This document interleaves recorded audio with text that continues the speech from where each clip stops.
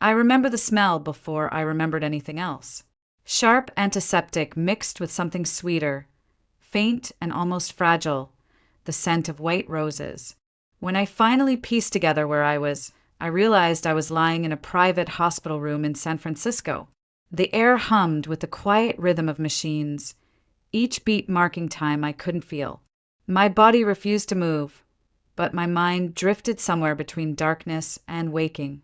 I was 25, far too young to feel like I was hovering between life and death. Through the haze, I recognized a voice I should have trusted above all others. Leonard, my husband. I wanted to believe he was at my side because he loved me, because he was terrified of losing me. At first, that's exactly what he sounded like. His voice cracked as he sobbed, his body hunched over my bed, one of my limp hands pressed between his palms. To anyone watching, he was the picture of a grieving husband. But I wasn't just anyone. I was his wife, and even in my fog I could hear the performance in his voice.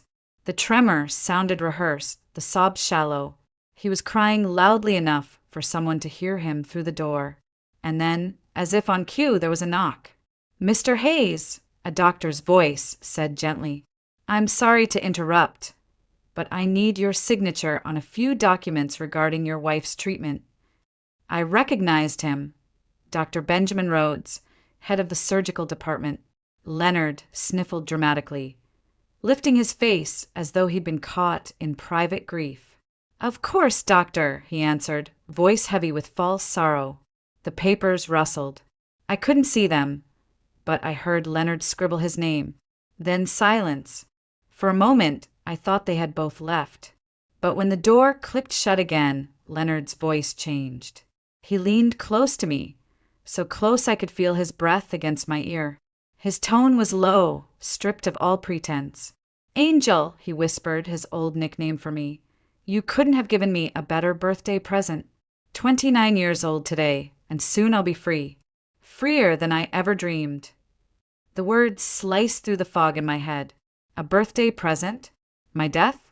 I tried to scream, but my throat betrayed me.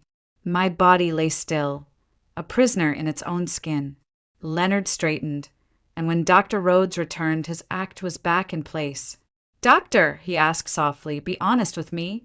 She won't wake up any time soon, will she?" The hesitation in the doctor's voice was palpable. "It's too early to say. Cases like your wife's can be unpredictable. Weeks, sometimes months before we know if she'll respond." Leonard let out a long, shaky sigh, the kind you'd expect from a heartbroken man. But then he pushed further. "If she never comes back, I need to prepare. You understand, there are legal matters, estate planning. Perhaps it would be better if her condition remained unchanged. You see what I mean?" The room fell silent except for the soft hum of machines. I couldn't see Dr. Rhodes's face, but I could hear his discomfort in the way his words stumbled. "Mr. Hayes, that's not something I can," Leonard cut him off. "Don't pretend you're shocked. Everyone has a price." A pause, the faint scrape of a phone pulled from a pocket. Leonard's voice dropped to a conspiratorial whisper. "How about this number?" Even through the veil of sedation, I caught the digits he spoke. 5 figures, maybe 6. Enough to buy someone's silence. The doctor muttered something I couldn't make out, his voice trembling. Leonard pressed harder. "She won't make it past the year anyway. You and I both know that. All I need is for you to ease off. A lighter hand. Let nature take its course." For the first time since I had been admitted, true terror gripped me. My own husband was negotiating my death while my body lay frozen, my mind screaming inside a cage of silence. Dr. Rhodes swallowed audibly. Then came a reluctant murmur, the kind of sound a man makes when greed outweighs conscience. In that moment, I felt myself plummet into a darkness deeper than the coma I had just escaped. My marriage, my love, my future, everything I believed in, collapsed with a single truth. The man I trusted with my life wanted me gone. The first thing I clung to was the rhythm of my own heartbeat. It echoed faintly under the steady beeping of the monitor. a reminder that I was still here, still alive, even if my body refused to obey me. The sterile scent of disinfectant burned my nose, and beneath it lingered the faint perfume of roses. It was too vivid, too sharp to be a dream. Then I heard his voice again, Leonard, no longer weeping, no longer playing the role of grieving husband. His tone was calm, almost cheerful. "Yeah, babe," he murmured, low enough that he must have thought I couldn't hear. "I'm still at the hospital. Don't worry, it's only a matter of time. Once Rachel's gone, everything will be ours. The estate, the company, it'll all pass to me. We'll celebrate properly, I promise. Just pick up that leather dress you wanted. We'll toast to her memory." The words slithered into me like poison. My stomach twisted, my chest tightened. For one terrifying moment, I wanted to believe this was some fever dream, a hallucination conjured by the medication coursing through my veins. But the sound of his voice was too clear, too real.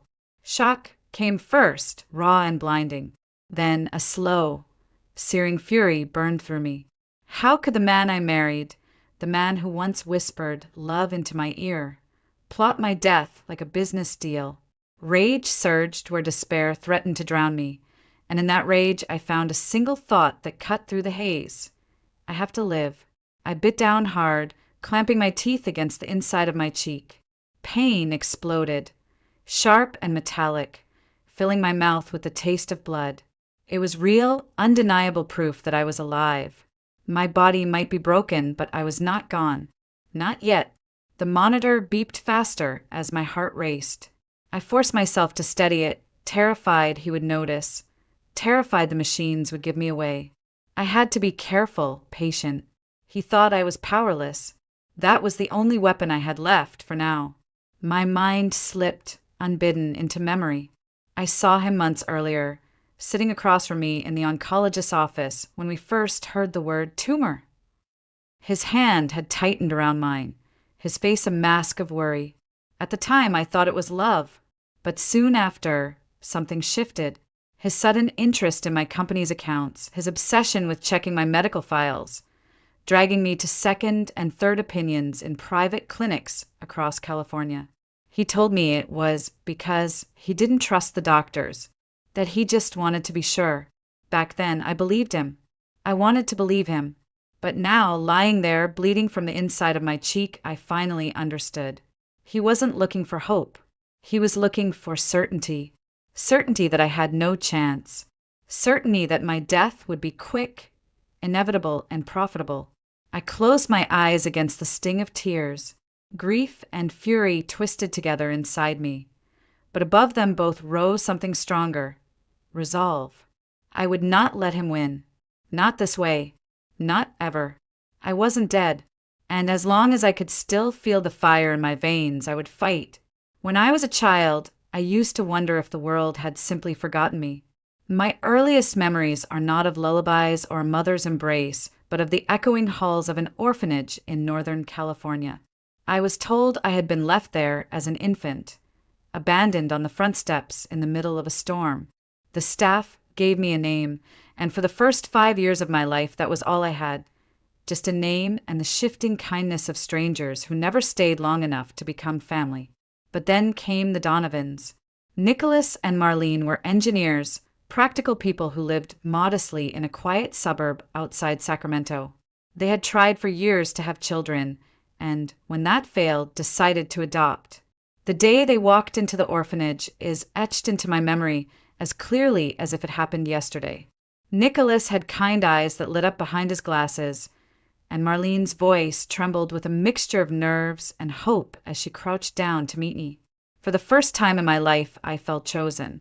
Not long after, they introduced me to the woman who would become one of the greatest anchors in my life, Marlene's mother, Violet. She was already well into her 70s when I met her, but she carried herself with the quiet strength of someone who had weathered countless storms. Behind her little cottage stretched a garden unlike any I had ever seen. Rows of herbs, flowering plants, vines climbing up wooden trellises.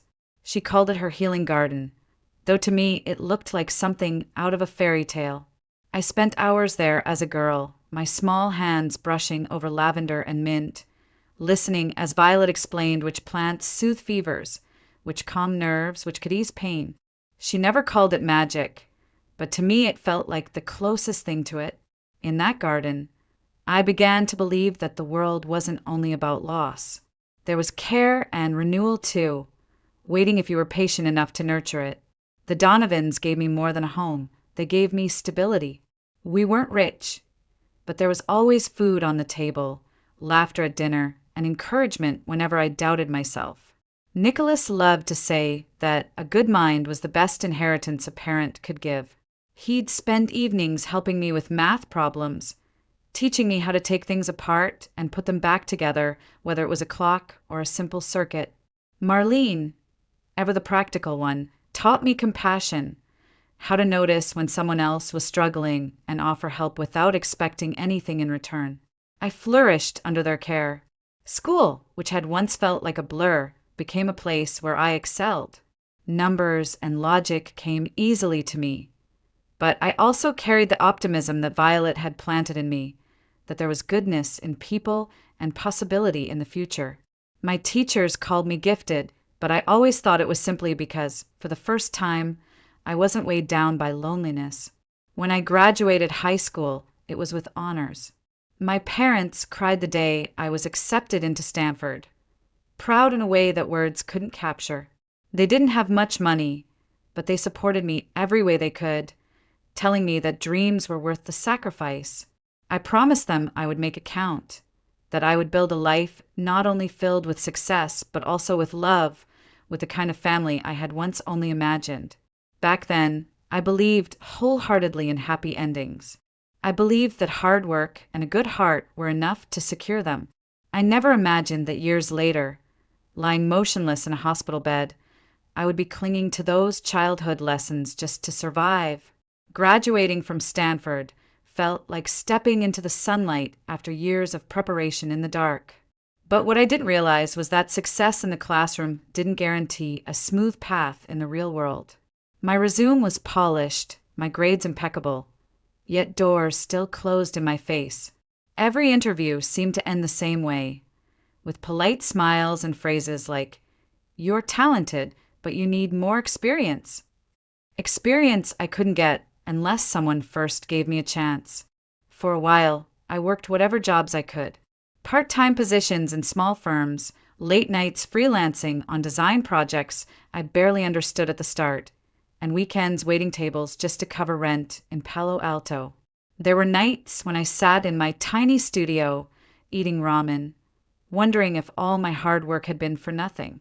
But every time doubt crept in, I heard Nicholas's voice.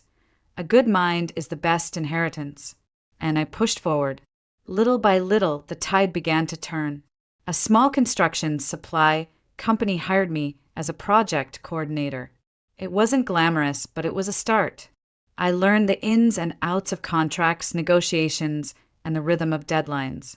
My managers quickly noticed that I had a knack for bringing order to chaos, and soon I was leading small teams, then entire departments. By 23, I was managing multi-million-dollar bids. The breakthrough came when the owner of the company, preparing to retire, handed me the reins. He told me he trusted my vision, that I had the fire to grow the business beyond what he could. Overnight, I became CEO of a mid-sized construction firm with national clients. I was young, untested in some ways, but I believed fiercely in effort, in dreams made real through determination. That belief became the backbone of my leadership. It was during that time at an international trade forum in Los Angeles that I met him, Leonard Hayes. He was magnetic from the moment he stepped into the room. Tall, broad-shouldered, with a sculpted face framed by dark hair and eyes the impossible shade of blue. He introduced himself as an architect, and the way he spoke about design, about art, structure, and the merging of beauty with utility, lit up the space around him. He noticed me too, not just as a CEO, but as a woman. His compliments came effortlessly, his attention unwavering. Before I knew it, We were inseparable at the conference, then afterward. Coffee dates turned into late-night dinners, then whirlwind weekends in places I'd only dreamed of visiting. Milan, Honolulu, Paris. Each trip felt like stepping into a movie, and Leonard knew exactly how to play the leading man.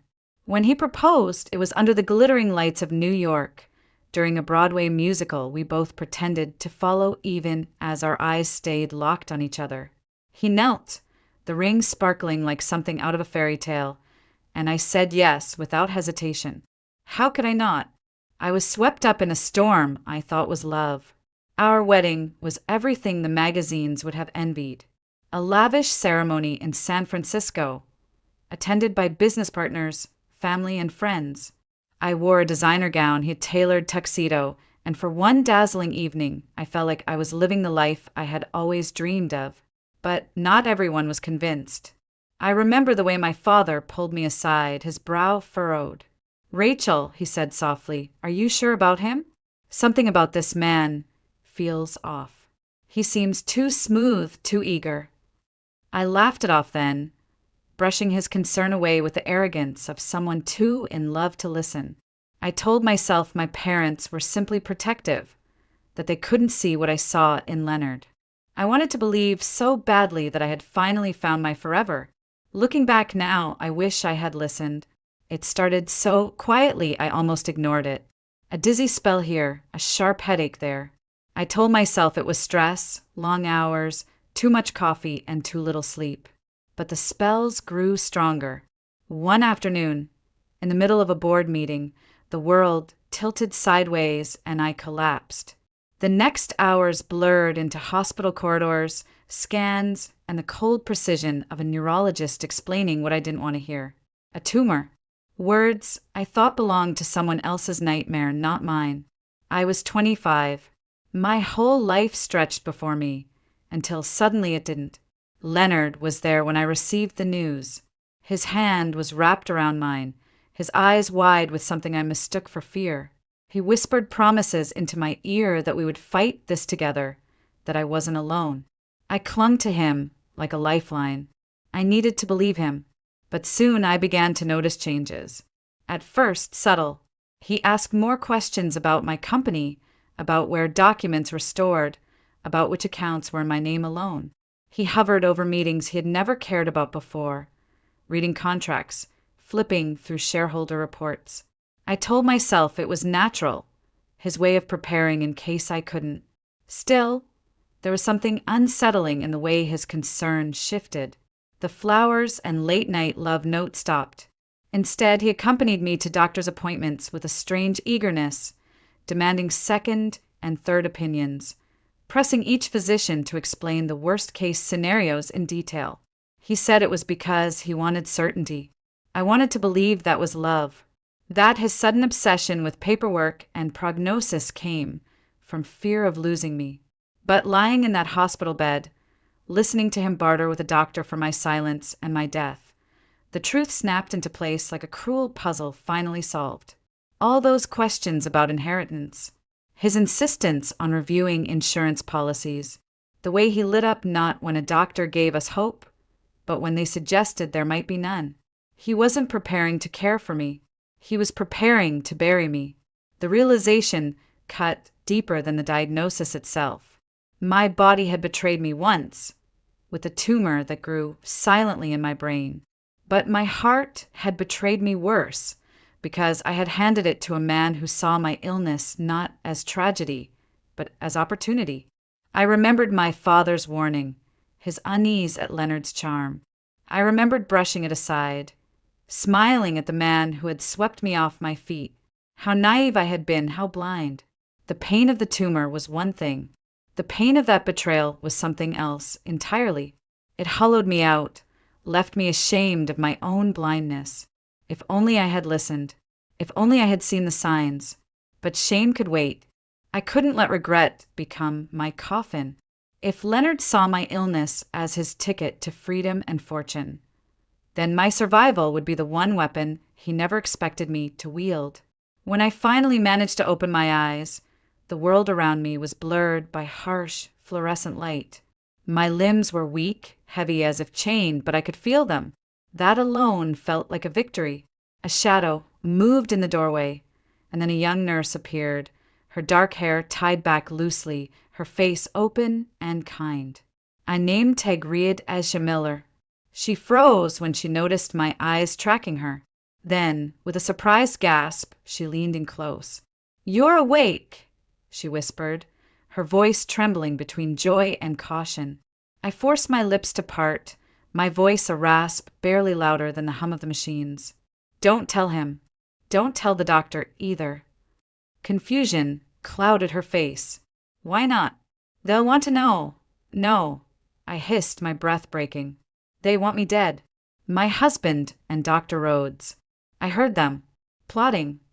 Asha stared at me as if trying to decide whether grief had scrambled my mind. But something in my eyes must have convinced her. Slowly, she nodded, closing the door behind her. "Tell me everything." It took everything I had to explain. The whispers I'd heard, Leonard's bargaining, the money. My words stumbled, broken by gasps, but Asha listened without interruption. When I finished, she sat in silence, her hands clasped tightly in her lap. "This is against every rule I've ever learned," she murmured. "But if what you're saying is true, you won't survive another week here. They'll cover their tracks, and no one will ask questions." Her gaze sharpened. "I'll help you." The plan was reckless, fragile, but it was all we had. Asha prepared a syringe with a clear solution. "This will help wake your muscles. Just enough to get you moving," she explained. "But you'll have to push yourself." "Can you do that?" I swallowed hard and gave the faintest nod. The sting of the injection burned through my veins, followed by a surge of life I hadn't felt in weeks. My fingers twitched, then my toes. I wept quietly, not from pain, but from the shock of having control again. While I practiced flexing my hands, Asha scribbled on a slip of paper. An address. My grandmother, Agatha Sullivan. She lives in a small town in Oregon, far enough away no one will think to look for you. She's a healer. Old remedies, natural medicine. People say she works miracles. If anyone can keep you safe, it's her. She hid clothes in my room, plain jeans and a sweater, along with forged discharge papers she'd swiped from the admin desk. "Leave at dawn," she whispered. "That's when the night guard dozes off. Take the service exit by the laundry. There'll be fewer eyes." The hours crawled until the first light bled into the sky. My legs shook violently as I slipped out of bed, but I refused to collapse. Every step felt like it could betray me, each beat of the monitor threatening to scream my secret. Asha steadied me, then slipped away to cover her tracks, leaving me alone in the hallway. I clutched the wall, forcing myself forward. The smell of detergent and metal carts filled my nose as I slipped through the laundry corridor. My pulse thundered louder than my footsteps. When the cold air of dawn hit my face, I almost sobbed. I made it. At the bus station, strangers barely glanced at me. I slumped into a seat at the back, clutching Asha's note in my trembling hand. The world outside blurred into forests, highways, and then the winding roads of Oregon. Each mile carried me farther from Leonard and closer to whatever waited for me next. By the time the bus rolled into the town she'd written down, my body was nearly spent. I stumbled down the gravel road, following the directions until I saw a small wooden house surrounded by wild herbs. My vision swam, my knees gave out, and I collapsed at the doorstep. The door creaked open, and the last thing I saw was an elderly woman's silhouette against the morning light. Agatha Sullivan. I had made it to her. Then the world went black. When I opened my eyes again, I was lying on a narrow bed covered with fresh linens that smelled faintly of lavender. The room was dim but warm, and the air carried the earthy fragrance of dried herbs hanging from the rafters. A woman stood over me, tall and sturdy despite her age, her hair white as snow tucked neatly beneath a dark scarf. Her gaze was steady, almost fierce, but there was kindness there too. "You made it," she said matter-of-factly. "Barely, but you did. I'm Agatha Sullivan." Asha told me everything. That husband of yours, he's a demon in fine clothes. But don't you worry. We'll fight him the only way we can, by keeping you alive. Her words cut through the fog of my exhaustion. Demon. Yes, that was the right word for Leonard. The days that followed were some of the hardest of my life. Agatha began what she called a cleansing. Every morning she brewed dark, bitter teas from roots and bark that scraped my throat raw but steadied my pulse. At night, she placed poultices on my temples, whispering prayers as she worked. She taught me to fast for short periods, to let my body rest from the burden of heavy food, then fed me broths infused with garlic, chamomile, and plants I couldn't name. At first, the rituals felt unbearable. My body ached with withdrawal from hospital drugs. My skin prickled with fever. More than once, I thought I would collapse and never rise again. But Agatha was unyielding. She sat by my bed, murmuring prayers from her Bible, her voice steady even when mine shook with tears. Pain is the body remembering it wants to live, she told me. Hold on. Don't let the demon win. I clung to her words. Slowly, I began to feel flickers of strength returning. My fingers no longer trembled when I lifted a spoon. My legs carried me a few steps farther each day. One morning, I walked outside and stood in her garden, breathing in the scent of mint and rosemary, and I realized it was the first time in weeks that I hadn't felt like a prisoner in my own body. Agatha became more than a healer. She became the grandmother I never truly had. She told me stories of her youth, of people she'd nursed back to health when doctors gave up.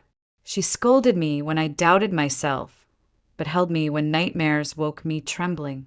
Her strength was blunt, almost stern, but beneath it was a tenderness that reminded me of Violet, my adoptive grandmother who once tended her own garden of herbs.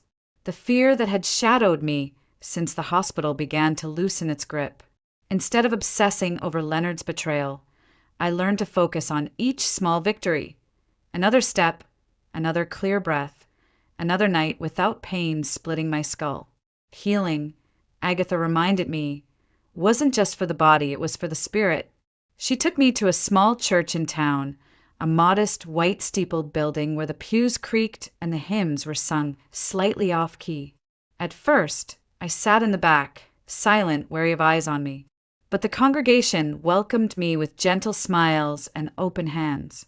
I began to help with simple chores, sweeping floors, preparing meals for the soup kitchen the church ran. Serving others gave me a sense of purpose I hadn't felt in months. Each day, the weight of fear shifted into something lighter. I was no longer the woman trapped in a hospital bed, waiting for her husband to sign away her life.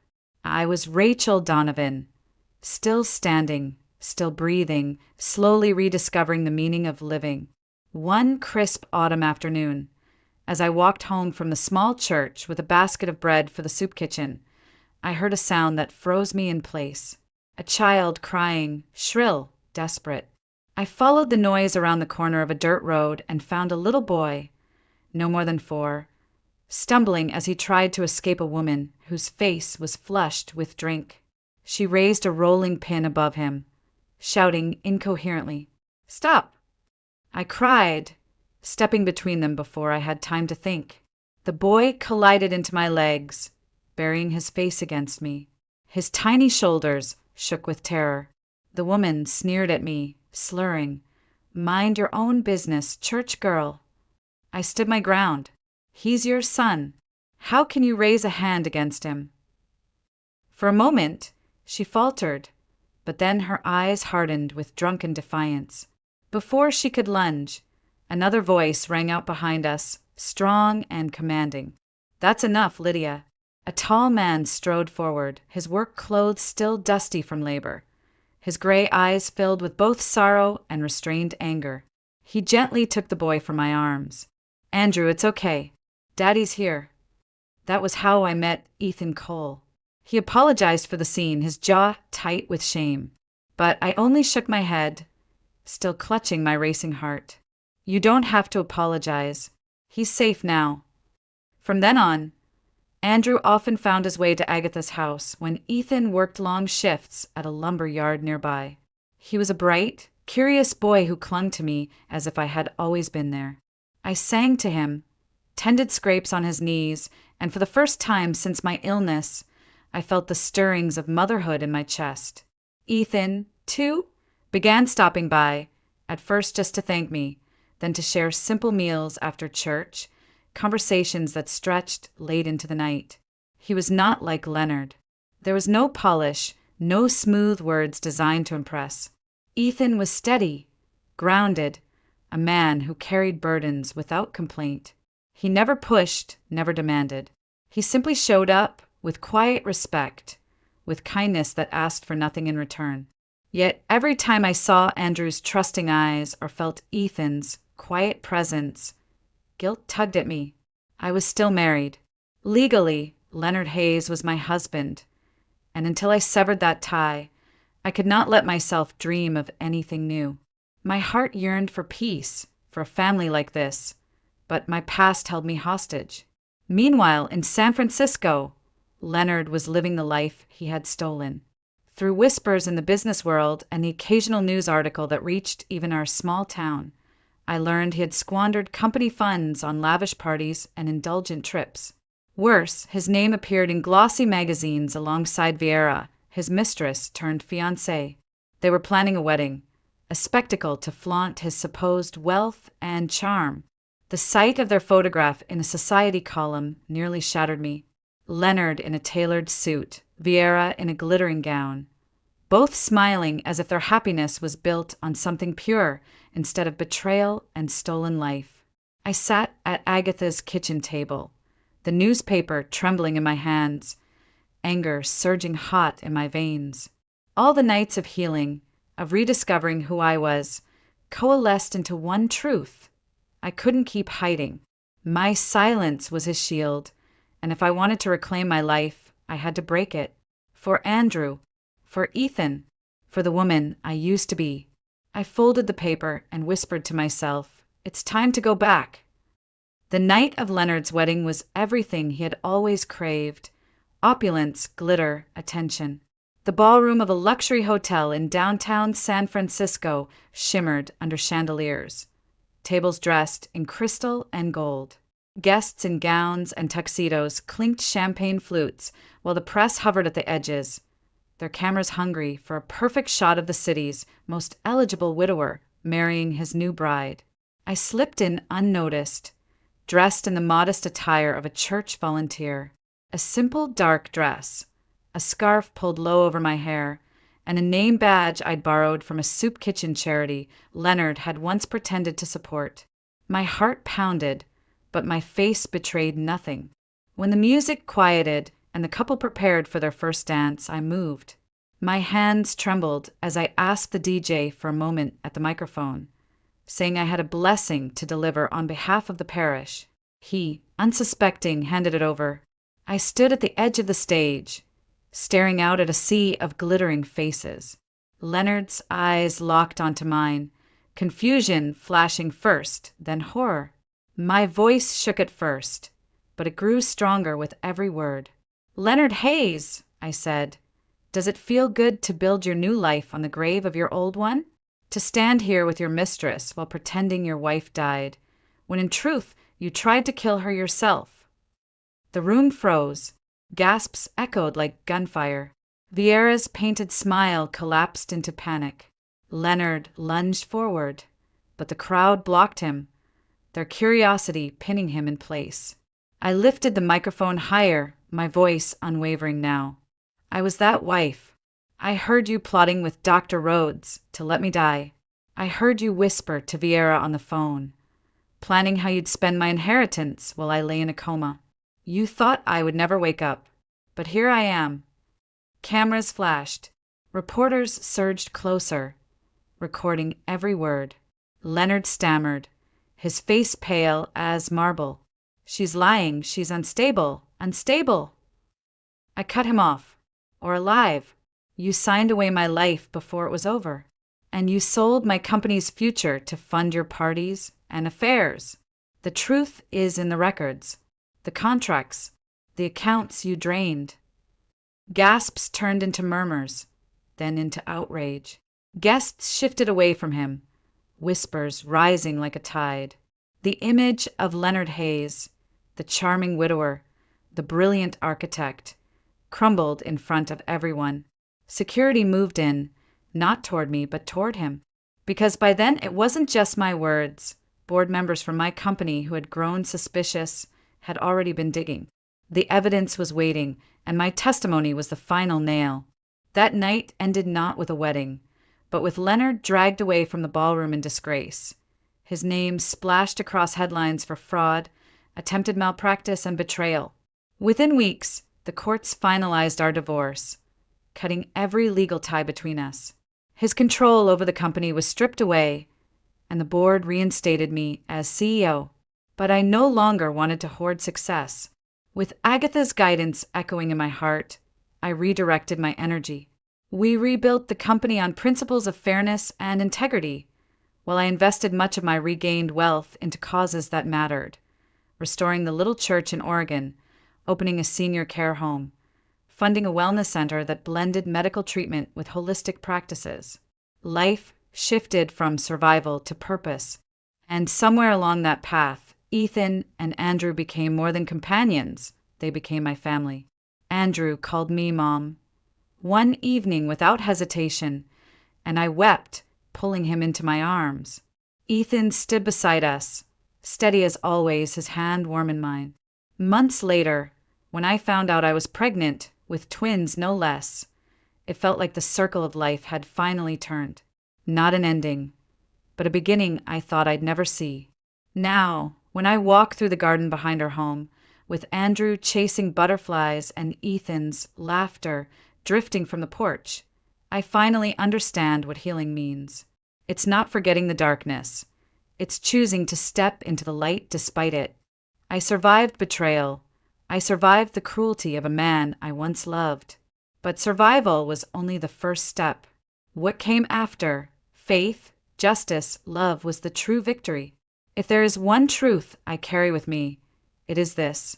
Real love does not destroy, it restores. Real faith does not abandon, it endures. And justice, though sometimes delayed, has a way of finding those who think themselves untouchable. I am Rachel Donovan. I was left for dead, but I chose to live, and that choice gave me everything. I never thought a phone call could ruin everything I believed about my life, but that morning it did. The sun had just started streaming through the kitchen windows when I poured myself a cup of chamomile tea. It was quiet, too quiet, even for a Wednesday in Vermont. The fridge hummed gently, the floor was cool beneath my feet, and for a moment I let myself believe the world was still simple. I stood there, sipping slowly, trying to remember if I'd bought milk the day before. Michael had always reminded me about small things like that. He wasn't perfect. Our marriage had its cracks, but he was my husband. We'd been together for 7 years. We had routines, shared meals, a rhythm that I thought meant we were okay. Then the phone rang. It was one of those old landline phones with a shrill, jarring tone. I nearly spilled my tea as I rushed to pick it up. "Hello," I said, balancing the receiver on my shoulder. "Is this Mrs. Bennett?" The voice was male, formal, hesitant. "Yes," I replied, suddenly alert. My fingers tightened around the ceramic cup. "Who's this?" I'm calling from North Valley Medical.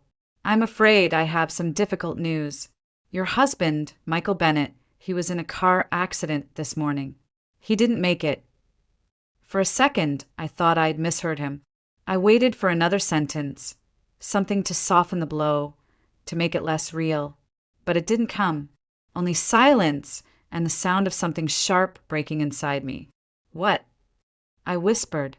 "No, there must be a mistake. Michael he just left for his business trip last night."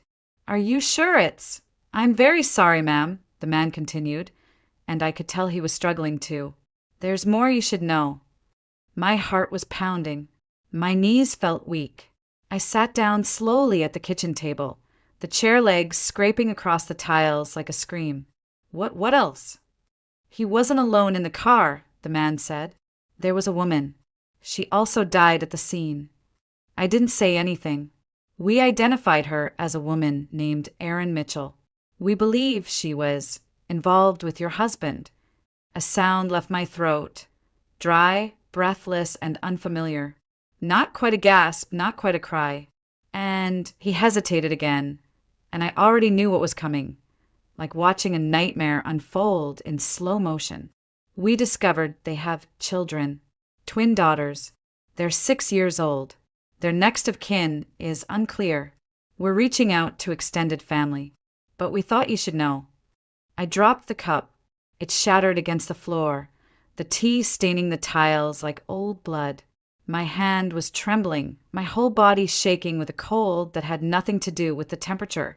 Michael had children, twin daughters, with another woman, and I never knew. The world spun. The walls seemed to tilt, and I had to grip the edge of the table just to keep myself grounded. My ears rang, my vision blurred. The man kept talking. He said something about legal procedures, about next steps, but his voice was just noise now, like static in a room that no longer felt like mine. I don't remember hanging up. I don't remember how long I sat there staring at the broken porcelain on the floor. Minutes, hours maybe. I only remember one thought pulsing in my head, like a drumbeat. Michael was dead, and he had lied to me about everything. How could I have been so blind? He wasn't just unfaithful. He had an entirely separate life. A woman, children, secrets so big they could crush me. And they did, over and over, like waves that wouldn't stop. Eventually, I forced myself to move. I swept up the shards, tossed the tea-soaked towel into the sink, and stared out the window at the street we used to walk together. It looked the same, calm, normal, but I wasn't. Not anymore. I kept replaying the conversation in my head, hoping something had been lost in translation, hoping it was some cruel mistake. But deep down, I knew it wasn't.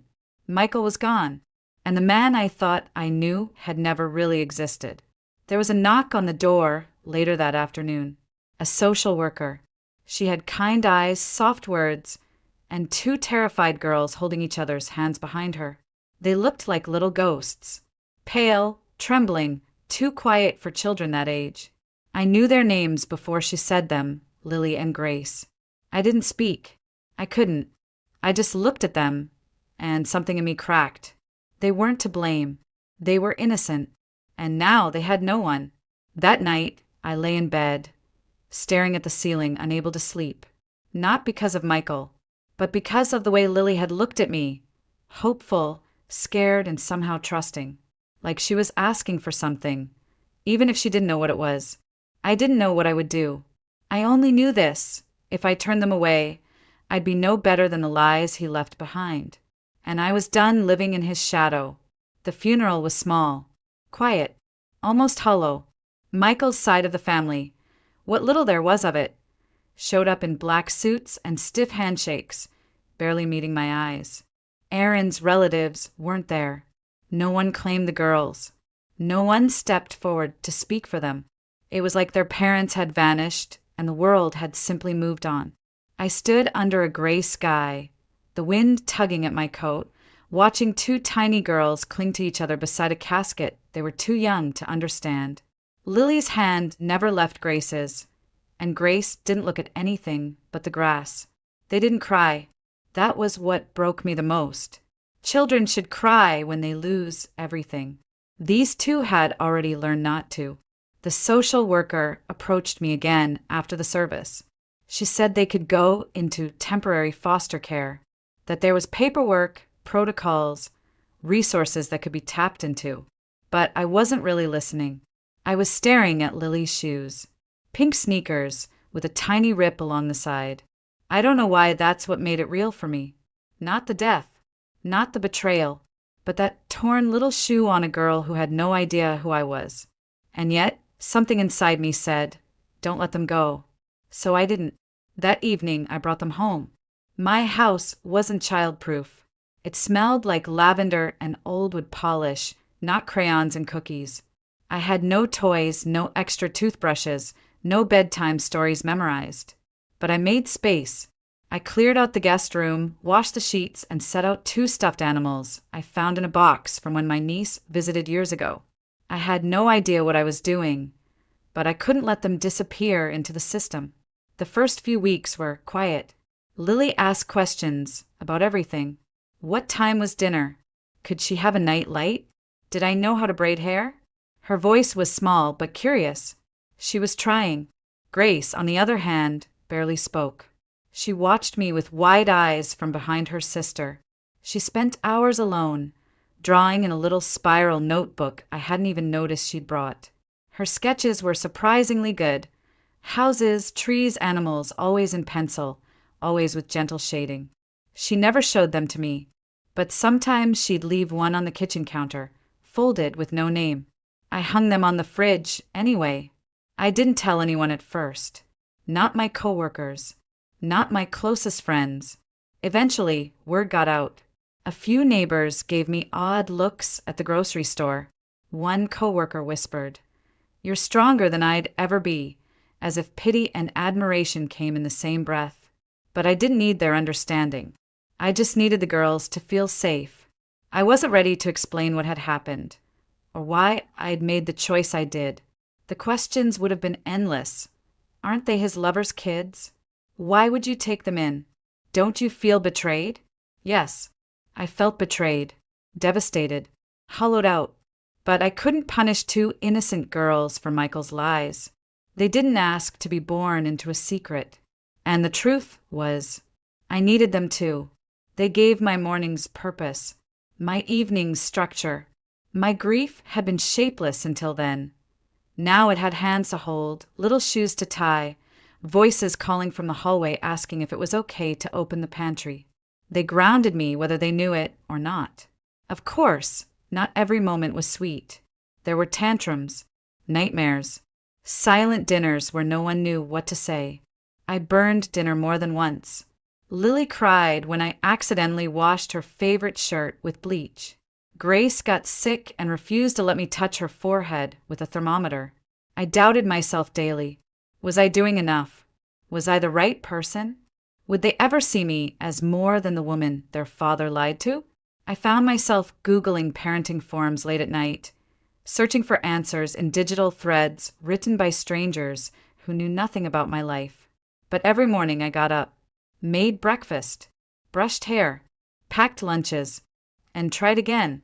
Eventually, things started to shift. Lily began sitting next to me on the couch instead of across the room. Grace started humming when she colored, small, tuneless sounds, but sounds nonetheless.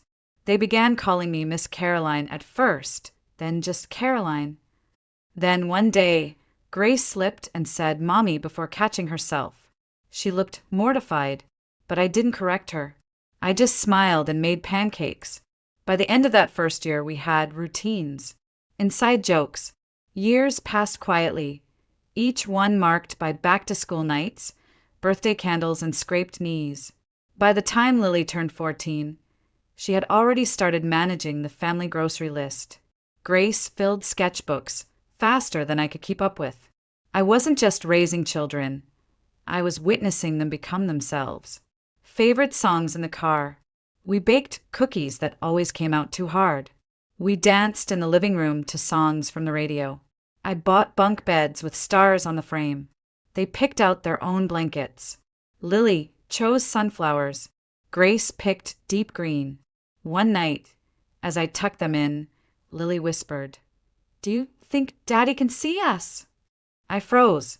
Then I knelt beside her bed and said softly, "Maybe, but I think he'd be proud of how brave you are." She nodded, and that was the last time she ever asked about him for a long while. I still cried sometimes, alone in the laundry room with a towel pressed to my face. The betrayal hadn't vanished, but it was no longer the center of my story.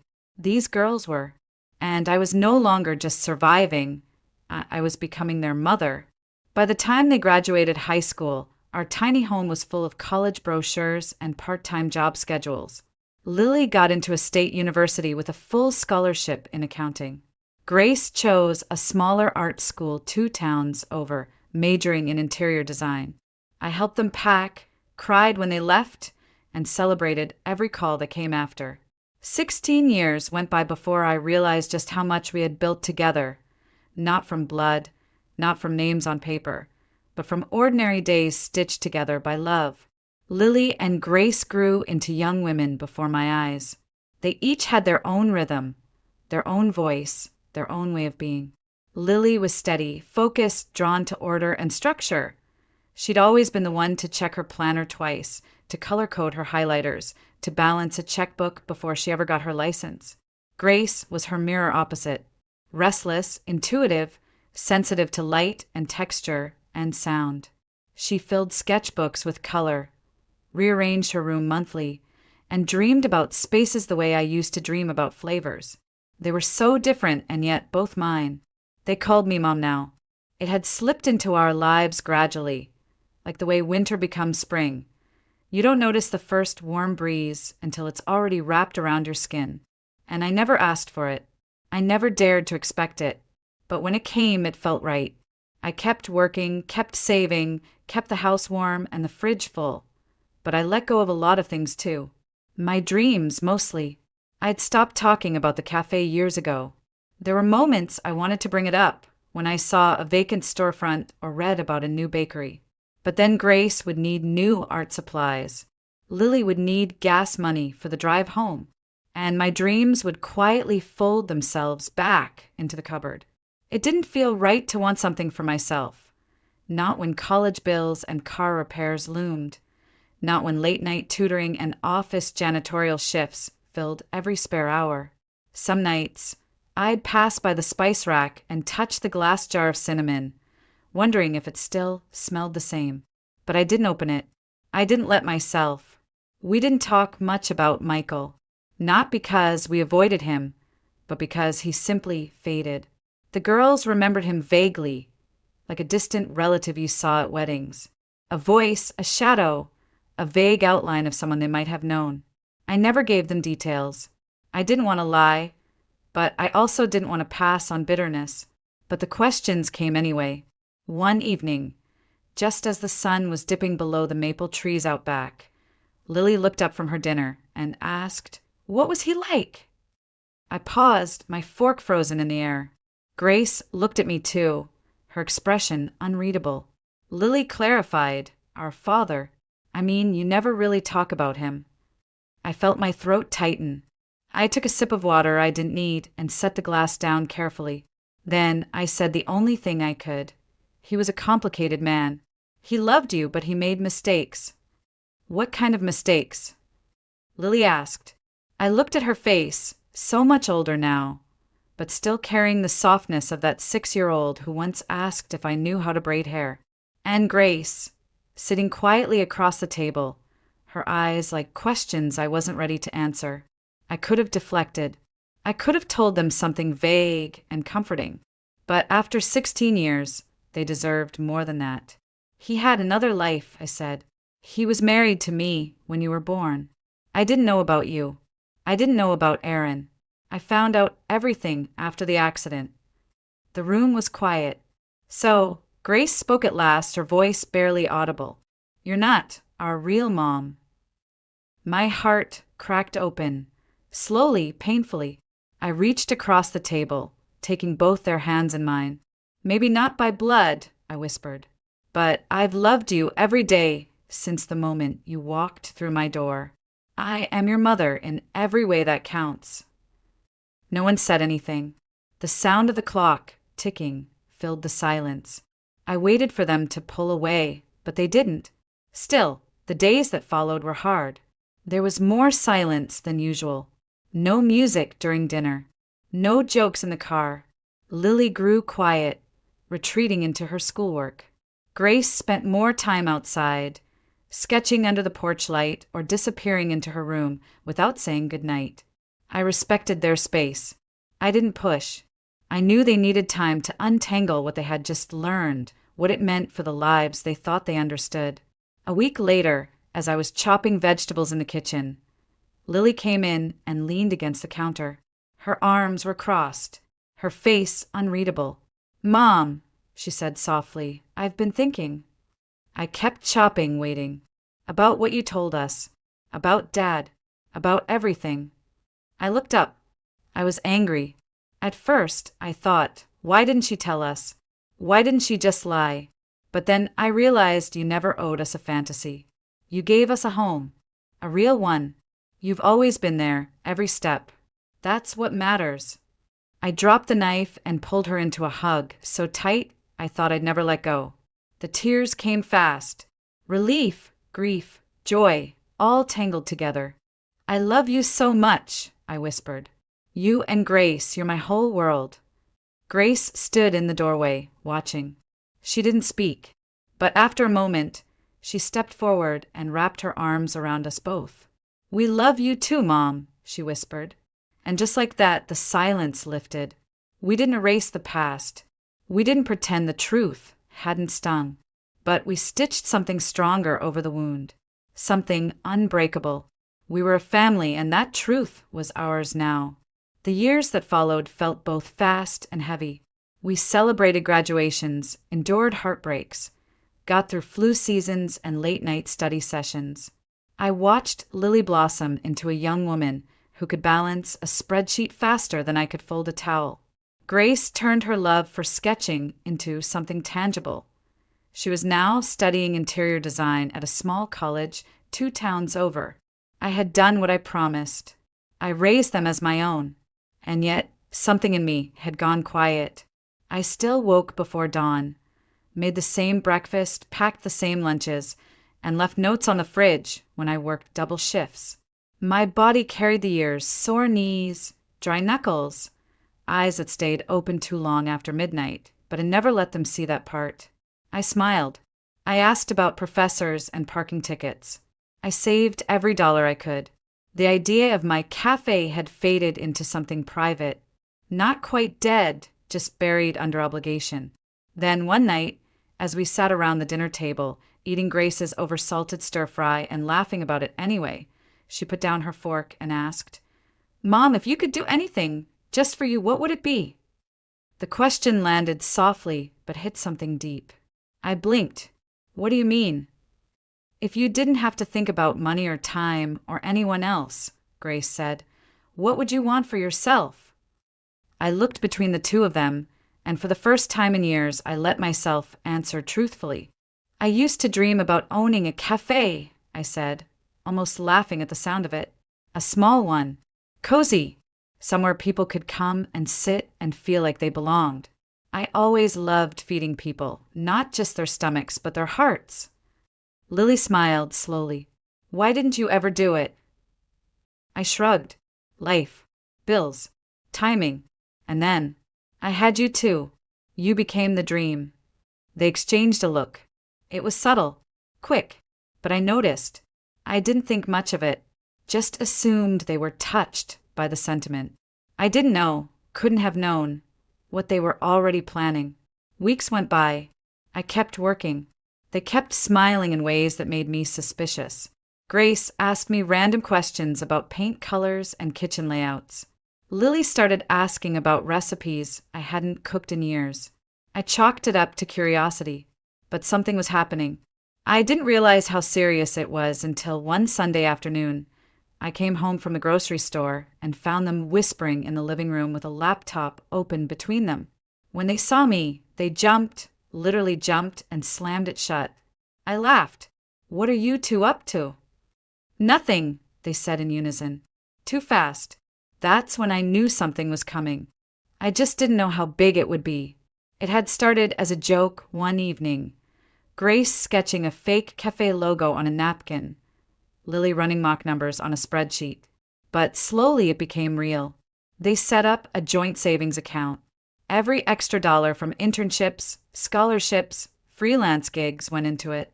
Even birthday gifts turned into seed money. Behind the scenes, Lily and Grace had been saving.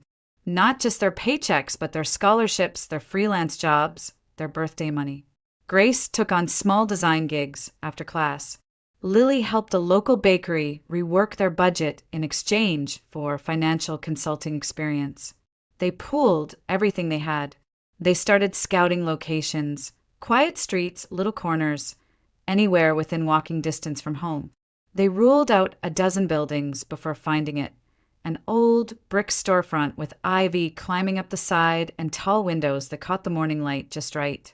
They signed the lease. Lily managed the contracts. Grace started sketching designs before the paint was even dry. It made perfect sense. Lily had always been the planner, the organizer, the one who color-coded her entire life. Grace saw the world in layers and palettes. She could make a napkin look like art. Together, they made something beautiful. They wanted it to feel like me. Warm colors, open shelves, a kitchen where the oven could be seen from the tables, vintage plates hanging on the wall, a bookshelf near the window for people who liked to read alone, a corner booth with a patchwork cushion, just like the old armchair I used to sit in after work. Everything was chosen with care. They kept it a secret for almost 4 months. I had no idea. I was too tired, too busy, too caught up in the rhythm of daily life to notice all the signs. Until one night, Lily came into my room and said, "Don't make dinner tomorrow. We want to take you somewhere." I raised an eyebrow. "Where?" "It's a surprise." The next evening, they picked me up in Grace's car. I wore my good shoes, the ones I usually saved for parent-teacher conferences. We drove in silence, both girls grinning too wide. When we pulled up in front of the building, I didn't understand. It was unfamiliar, clean, newly painted. A soft yellow light glowed from the windows. A wooden sign hung above the door, and on it, in simple dark letters, was written, "Caroline's Hearth." I stared at it, not breathing. Grace took my hand. "Come on, Mom. Let us show you." I followed them through the front door. The moment I stepped inside, I knew this place wasn't just a gift. It was love. The air smelled of cinnamon and vanilla. Light jazz played from hidden speakers. The counter was polished wood, the shelves lined with jars of tea and fresh herbs. A small group of people stood in the kitchen, waving as we entered. Friends, neighbors, faces I knew and didn't know. I couldn't finish the sentence. Lily stepped forward, her voice shaking with pride. "It's your cafe, Mom. We built it for you." I covered my mouth with both hands. My legs felt weak. "You gave us everything," Grace said. "It was time we gave something back." Tears filled my eyes so quickly I couldn't stop them. I walked around the space, touching the corners, running my hand along the countertop, opening drawers I hadn't even asked for. The oven was the same brand I used in our kitchen. The plates were mismatched on purpose. It was perfect. "I don't know what to say," I whispered. "I don't think I've ever been this surprised in my entire life." Grace smiled. "We hoped it would feel like home." I laughed, wiping at my cheeks. "It does. It absolutely does." And for the first time in a very, very long time, I felt like the dream I gave up on had been waiting for me all along. The grand opening wasn't grand in the way most people might imagine. There were no press releases, no photographers, no influencers waiting to post reviews. It was simple, honest, perfect. The morning of, I wore a navy blue apron with my name embroidered across the chest, Caroline's Hearth, a gift from Lily, folded carefully on the front counter.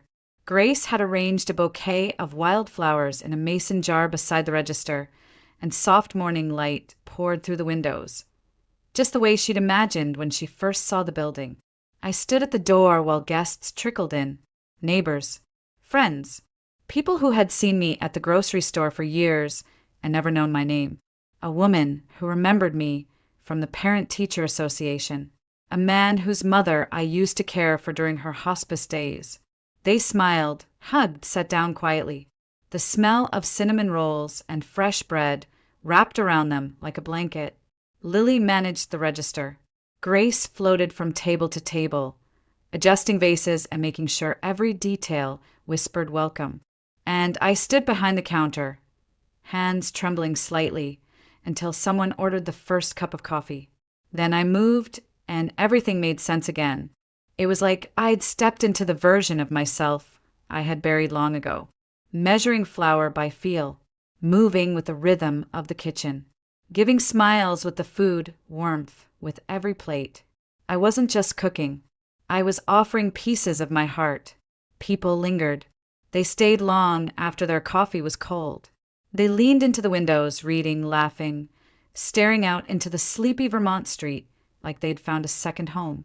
That night, when we locked the doors and flipped the sign to closed, I stood alone in the center of the cafe, turning in slow circles. It was real. It was mine, and I hadn't done it alone. The days that followed moved in a quiet, beautiful rhythm.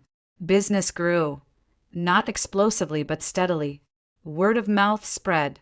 Someone posted photos online, and soon we had people driving in from the next town just to try the peach scones or sit near the bookshelf in the corner. Lily and Grace worked shifts with me when they could. We were a team. Lily took over the books and logistics. Grace redesigned the menu board weekly with hand-lettered chalk. Every Saturday, they let me experiment, one new dish, whatever I wanted. Sometimes it flopped. Sometimes it sold out before noon. But they always insisted I try again. The cafe began to expand not in size, but in soul. People brought their own stories. A couple who'd lost their child came every Sunday, always ordering the same tea and sitting at the same table. A man recovering from a stroke learned to speak again over muffins and daily crossword puzzles. A group of retired teachers gathered in the back corner every Friday with card games and knitted scarves. No one ever hurried here. That was the rule.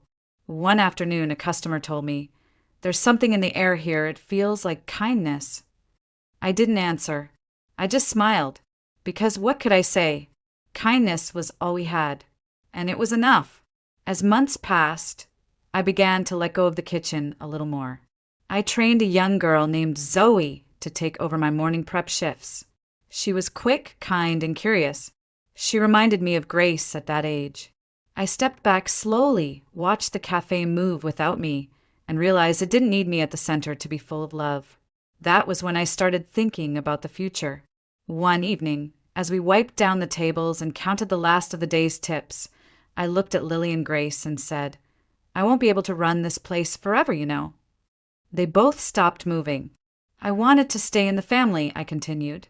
"When the time comes, I want you two to take over, not just the name, but everything this place stands for." Grace smiled first. "We were waiting for you to say that." Lily nodded. "We've already started planning some ideas for expansion, but only if you're ready." I felt a lump form in my throat. "I'm not sure I'll ever be fully ready, but I trust you." And I meant it. In the years that followed, I gradually handed over the reins. The cafe continued to grow under their care. They added a second location across town, then a tiny mobile truck that served festivals and farmers markets. But they never changed what mattered. They kept the shelves open, the air warm, the music soft. They kept the scones flaky and the coffee strong.